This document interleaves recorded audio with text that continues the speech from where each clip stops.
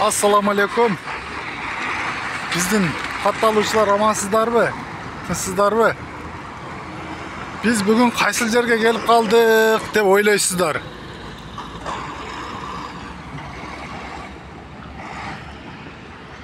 Бул жерди жакшы билген адамдар болсо, бир көрүп эле байкап калат. Бул жер Нокатский подъем, круговой. Учурда бул жерде дагы иш өтө катуу жүрүп жатыптыр. Мондай болгон жолдорду кеңейтүү иштери жана экскаватор тегиздеп асфальт төшөө жана асфальт тоого даярдап жатат экен. Бул жерде лоток иштери негизинен толук аткарылып бүтөйүн деп калыптыр. Жолдун акыбалы өтө жаман деңгээлге түшүп калыптыр. Лоток бирок көп эмес, бирок азыраак. Мындай бүтпөгөн жерлери бар экен. Бирок негизинен кыйла жери бүтүп калыптыр. Техникалардын көпчүлүк пайыз ушул жерде экен. Бул жерде мындай болгон маршруттар, машинелер араңдан араң жүрүп жатат. Тезирээк бүтүп, тезирээк асфальт басышын суранат элек жана тилейбиз. Ушул жолдо тезирээк асфальт басылып, автоунааларга бир жеңилдик жаралсын деп.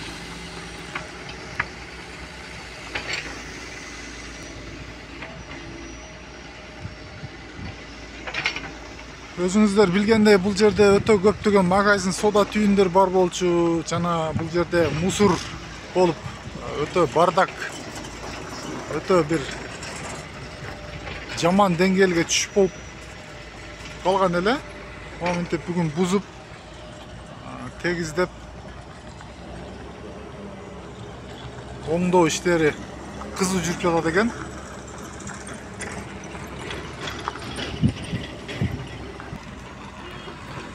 Лотоктун деңгээли дагы жакшыдай. Бирок мындай тегиз кылып бири-бирине улай алышкан эмес жумушчулар. Устакелерибиз кичине калтыруу этип койгондой. Ушул жерге ар бир устакелерибиз үйдөн чыгып атканда иштейбиз, бала чака багабыз. Ушул жерден иштеп акча табабыз деп чыгышат.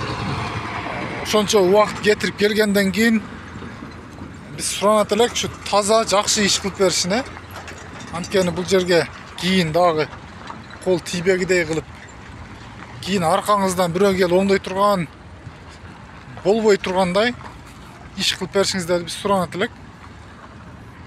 Мондай болгон адам жүрүүчү тротуар бордюрлары коюлуп, уже асфальтка даярлап коюшуптур.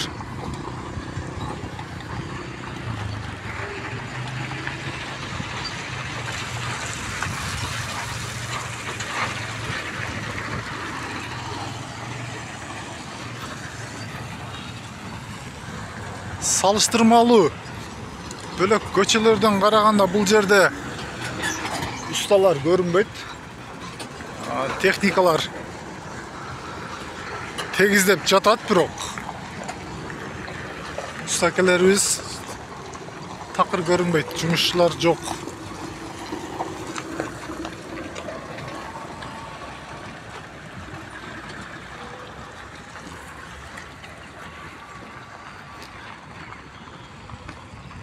Ошо комментарийге дагы көптөгөн биздин катталуучулар СМС жазган экен. Нокатский подъемго бар. Нокатский подъем эмне болуп атат? Бүтүп калдыбы? Же качан бүтөт? Иш кандай жүрүп жатат деп жазган экенсиздер. Мына биз бүгүн Нокатский подъемдобуз. Иш жакшы деп айта албайбыз. Анткени iş толугу менен бүтө элек.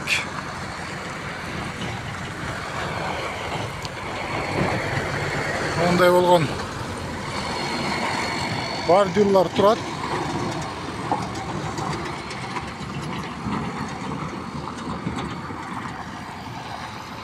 Көчө өтө чаң.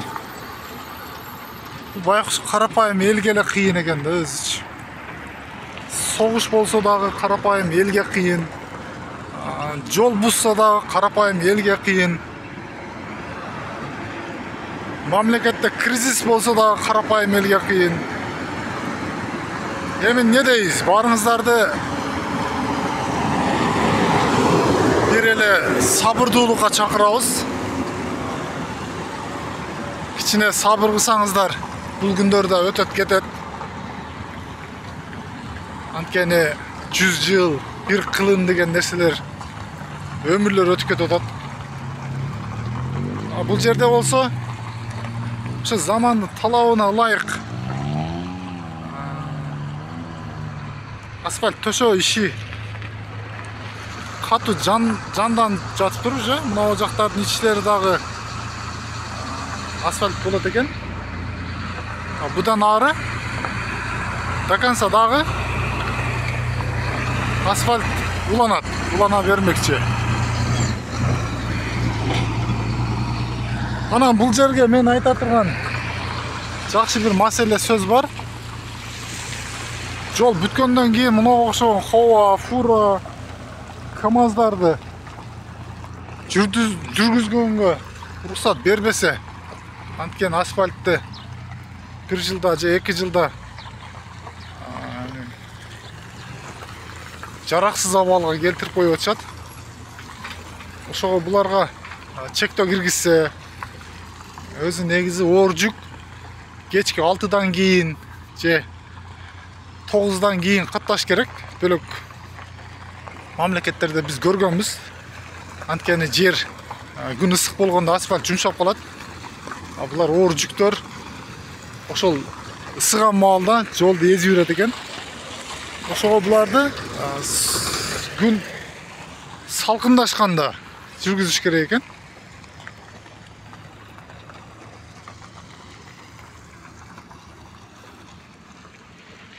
Buzulbagan yer yok.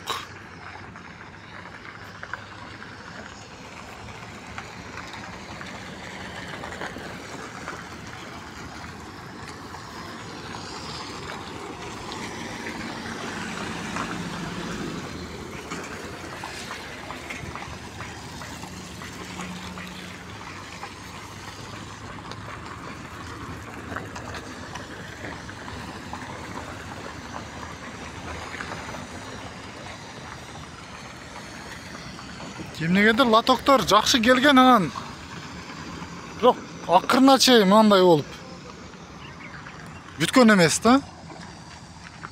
Бул жакта казуу иштер жүрүп жатат экен.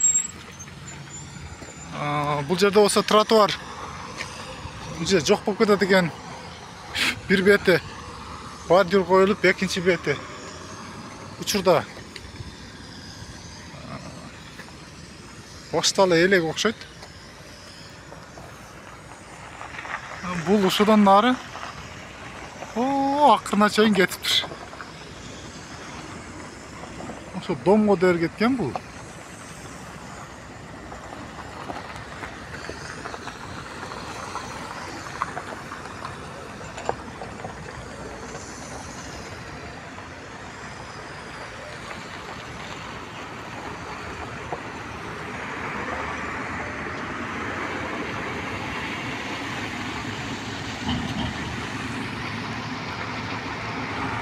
Круговойдон чыккан чаң сиздерге канча пайыз көрүнүп атат? Бул телефон менен көрсөтүү же жеткирүү кыйын экен.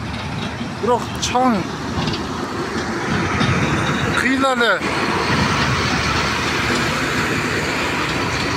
күчтүү экен бул жерде. Бирок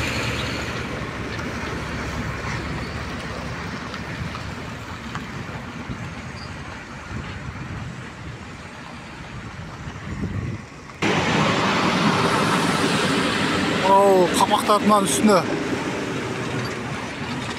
жабыла турган бетондар экен.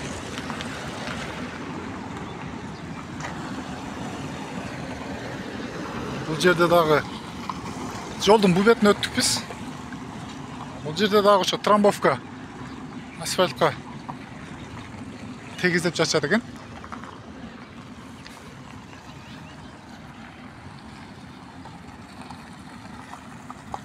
Бирок эмнегедир бир уста көрүнбөйт.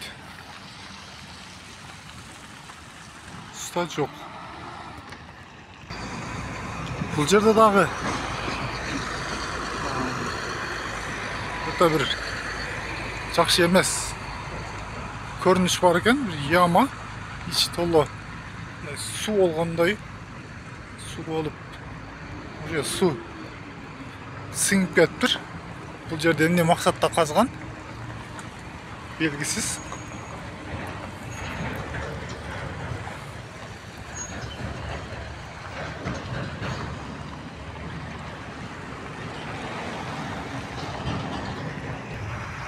Бул жактар болсо асфальт төшөлүп,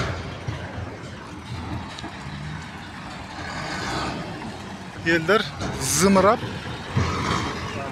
тегиз жолда жүрөт экен уже айылдын ичи. Бул жерде дагы ошо бузуу, талкалоо, мыйзамсыз чыккан объектилерди толук эмес алып жатышат экен.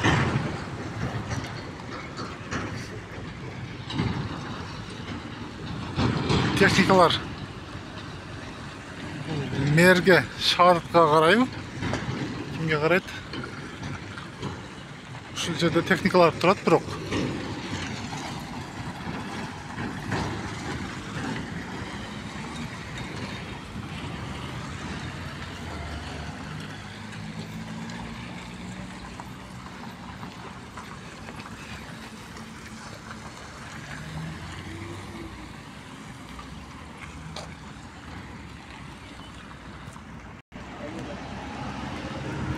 күндөгүдөй эле ош зеленхоз монтип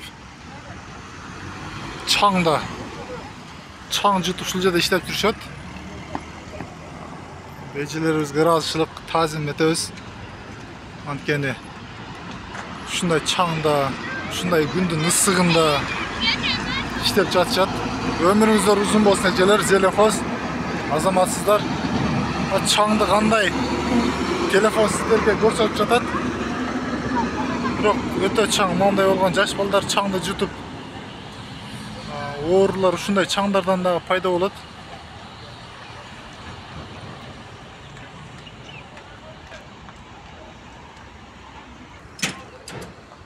Бул жерлерди дагы бузуп,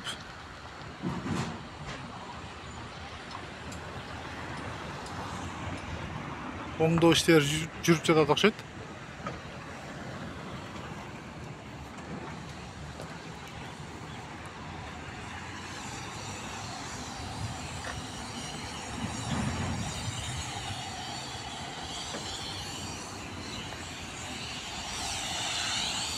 Нокатский подъемдо Кургойдо болдук, урматтуу көрүүчүлөр. Аман болуңуздар, тынч болуңуздар. Колдоо иретинде лайк басып, ой пикир жазып, жана подписацияны басып коюңуздар. Бизди колдоп, бизге чоң жардам берген болосуздар. Жана комментарийге жазсаңыздар да кайсы жерлерди тартайлы, кайсы жерлерде кандай жаңылыктар, өзгөрүүлөр бар. Биз колдон келишинче барып тартып бергенге аракет кылабыз. Тынч болуңуздар, аман болуңуздар, ар убак ден соолукта болуңуздар.